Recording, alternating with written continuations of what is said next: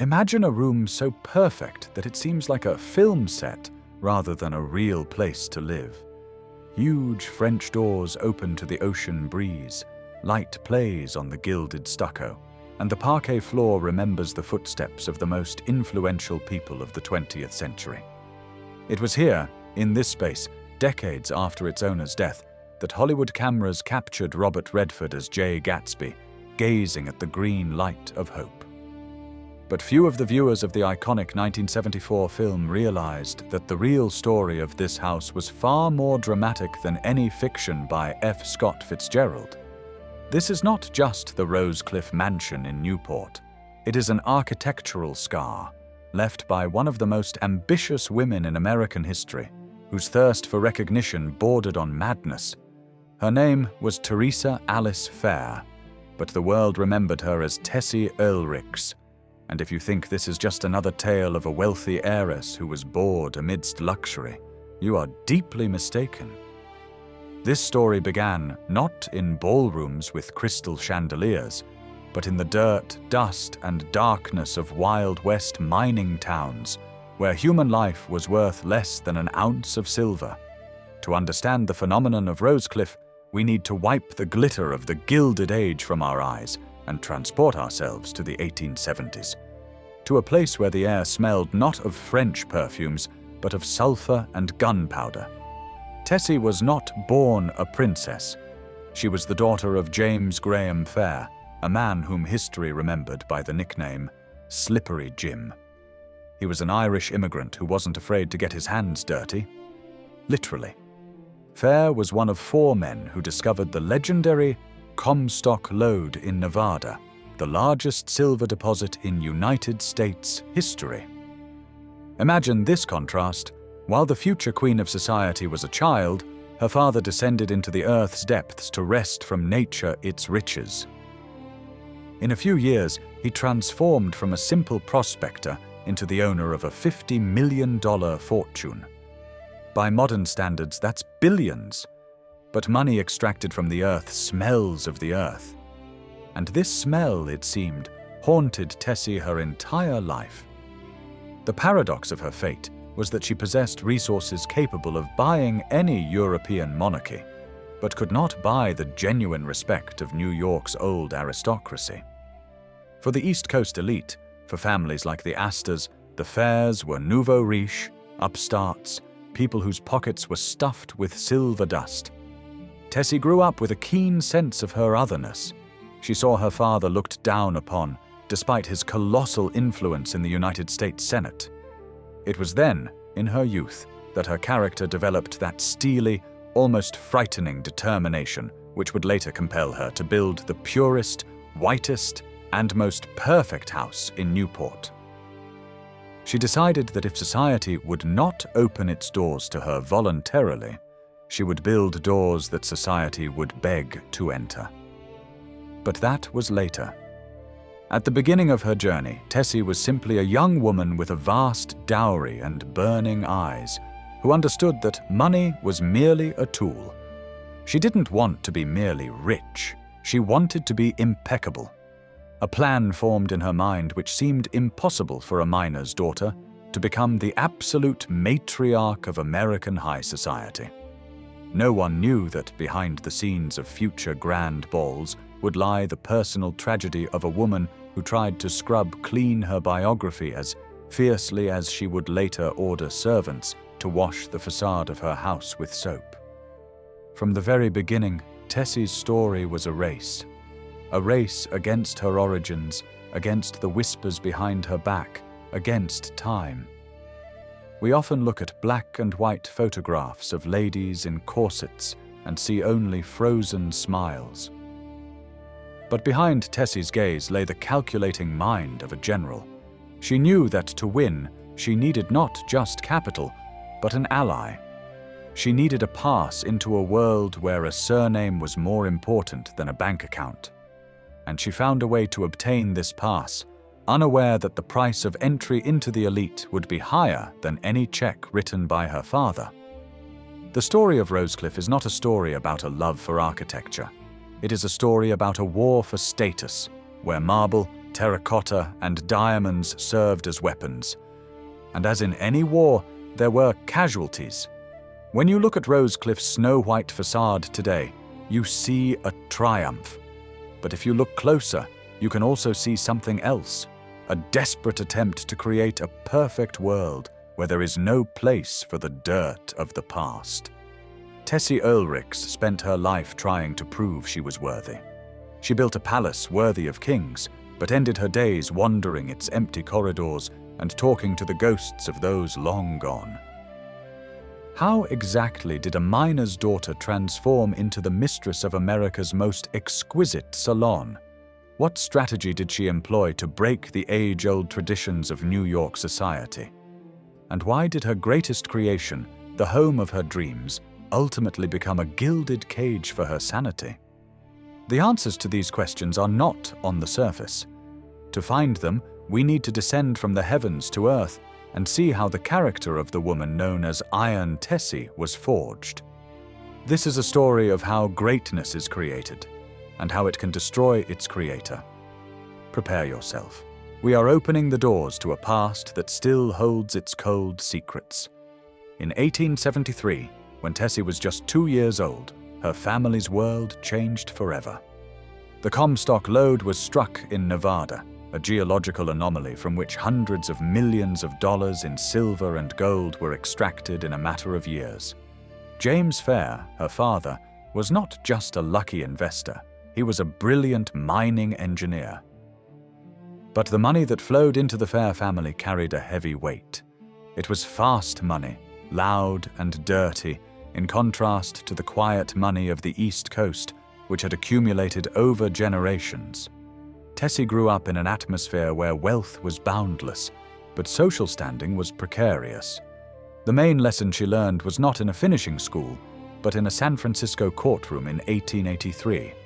Her mother filed for divorce, accusing James Fair of systematic infidelity.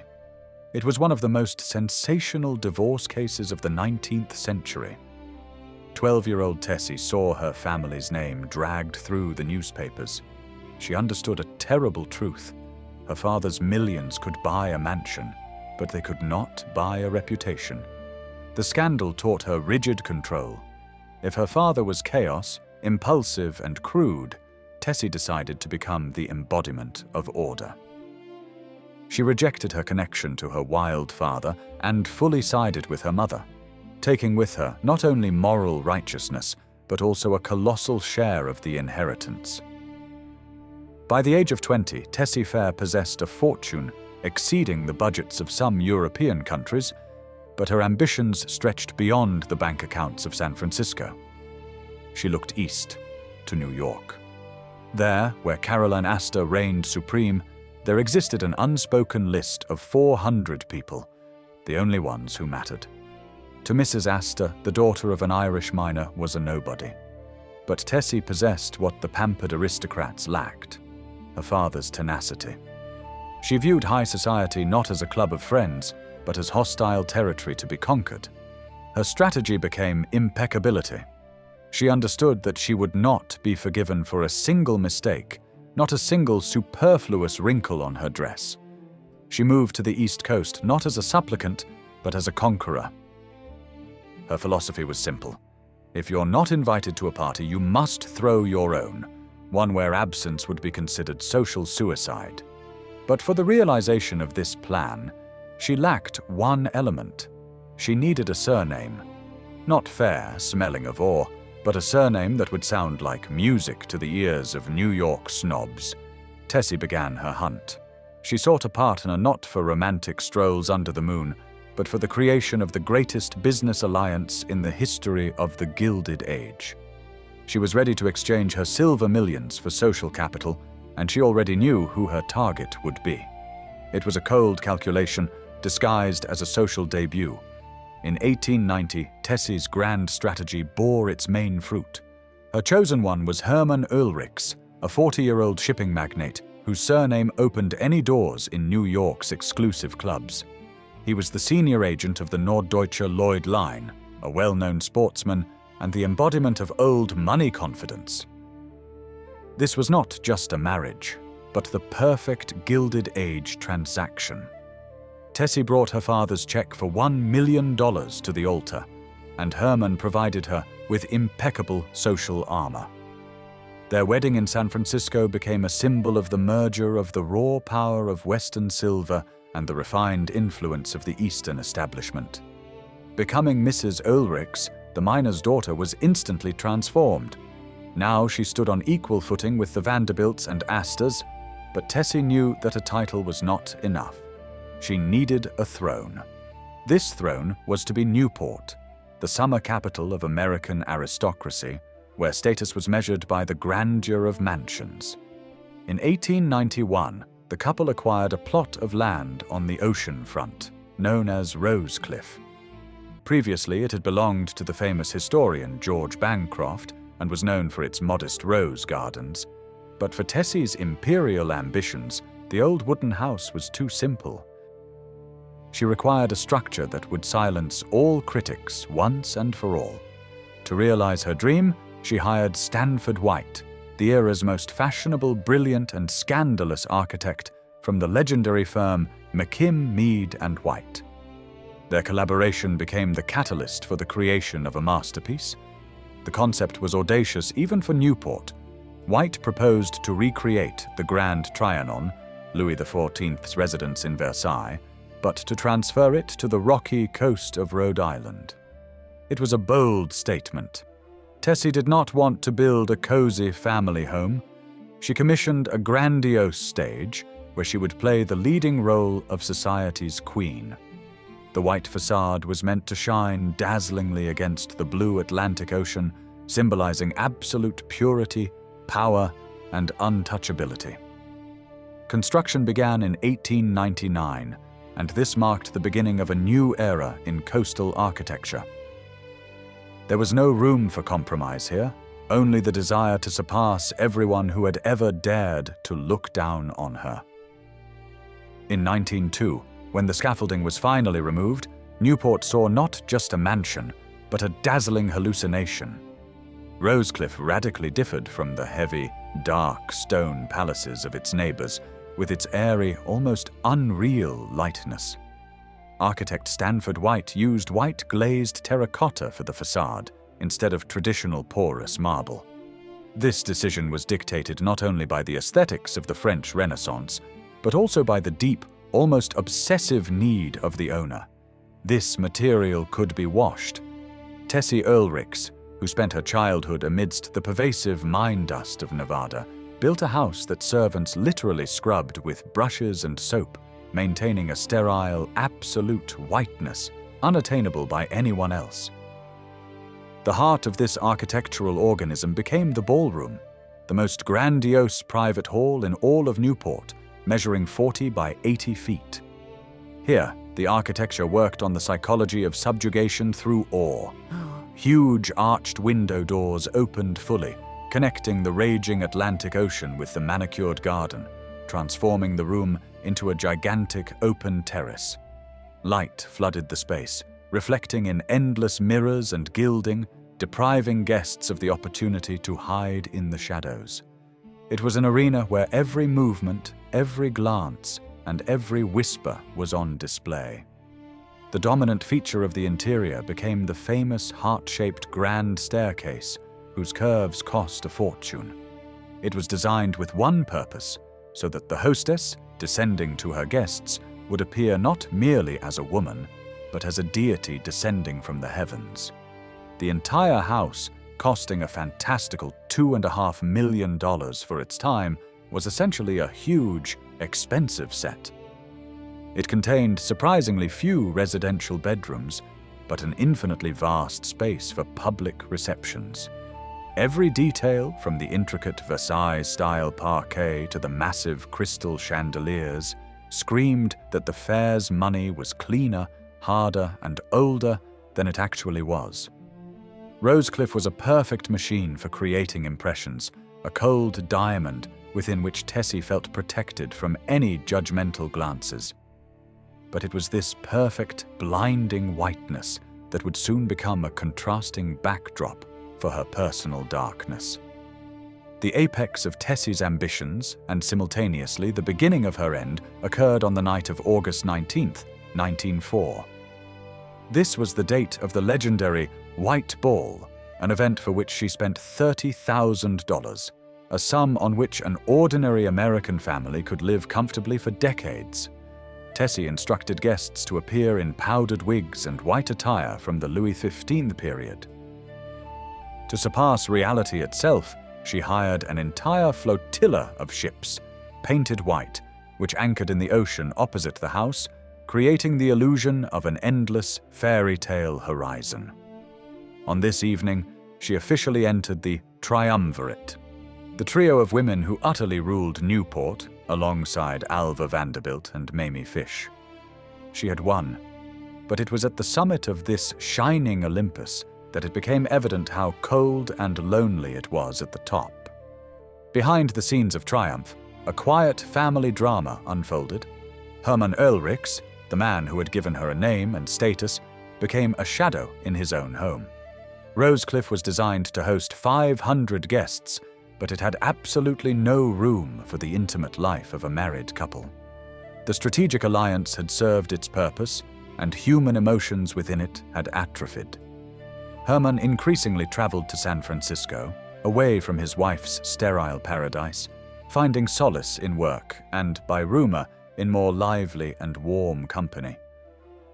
Tessie remained in Newport, a prisoner of her schedule, surrounded by a legion of servants, but without a single close soul. In 1906, fate delivered a double blow.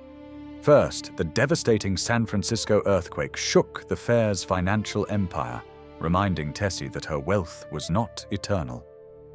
And then, in September, Herman died. He passed away on the other side of the country, exhausted by stress, while Tessie continued to maintain the facade of an ideal life in the East.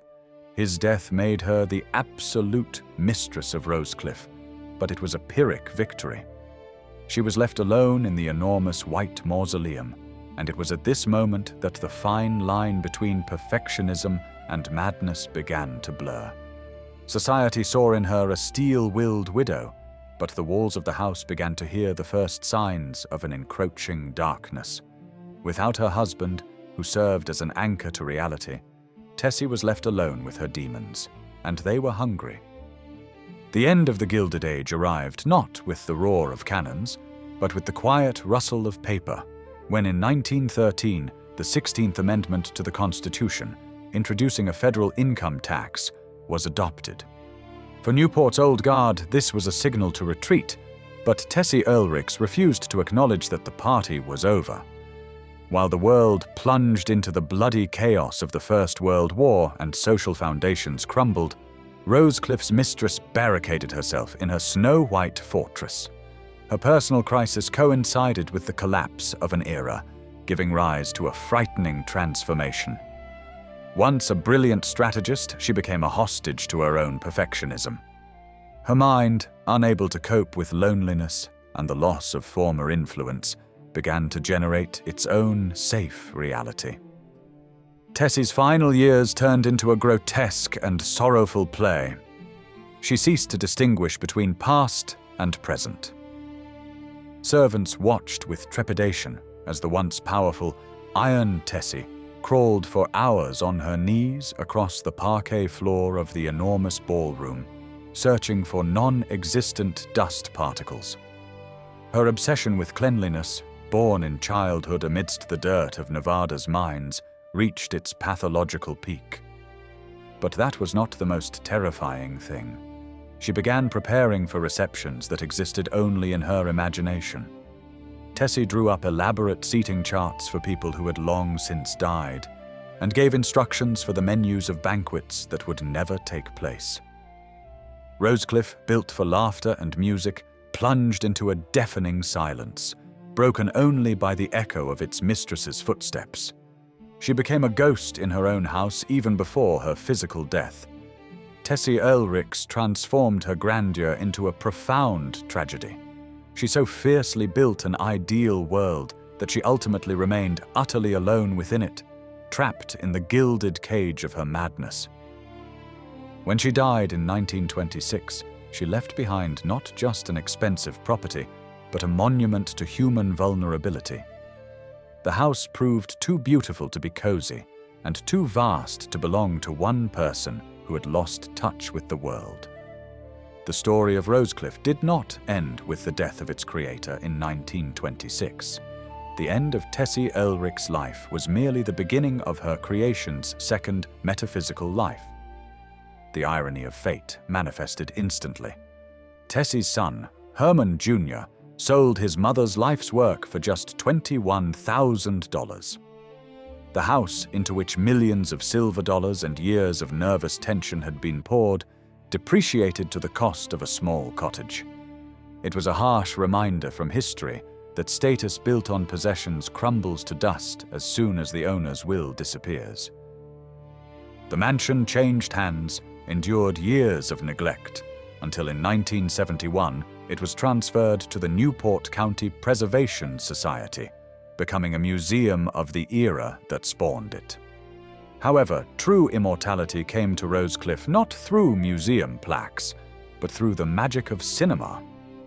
In 1974, when Hollywood decided to adapt The Great Gatsby, directors chose Tessie's ballroom for the scenes of Jay Gatsby's legendary parties. It was a perfect, almost mystical choice. For Tessie Ulrichs was, in fact, the real-life embodiment of Jay Gatsby in female form. Like Fitzgerald's hero, she came from nowhere, possessed new money, and had a naive but destructive belief that the past could be corrected if one built a beautiful enough castle. When you look at Robert Redford standing on Rosecliff's terrace, you see not just an actor, but the ghost of Tessie's own ambition, frozen in eternity. Today, more than 100 years after its completion, Rosecliff stands as an immaculate white monument on the Atlantic shore.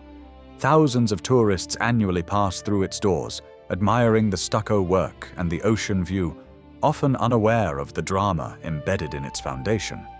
For us, people of the 21st century, this house is not just a beautiful location for wedding photos. It is a warning, carved in terracotta. Tessie Ulrichs' story is chillingly modern. We are still just as obsessed with creating an ideal facade, only now, instead of ballrooms, we build our social media profiles, desperately filtering reality to gain the approval of an invisible public. Rosecliff teaches us that external perfection cannot fill an internal void. Tessie Ulrichs won the social race. She built the most beautiful house, hosted the most expensive ball, and entered history. But the price of this victory was loneliness in an empty room with a view of the cold ocean. The greatest secret of this mansion is not in hidden corridors or lost jewels. It lies in the fact that this house was a temple of love, but not love for a man or family, but love for an image of herself that never became reality. And when today the setting sun paints the white walls golden, it seems that the house is still waiting for that perfect guest who will finally appreciate the hostess's efforts and tell her that she is worthy of love not for her millions, but simply for who she is. But the ocean, just as 100 years ago, responds only with the indifferent sound of waves.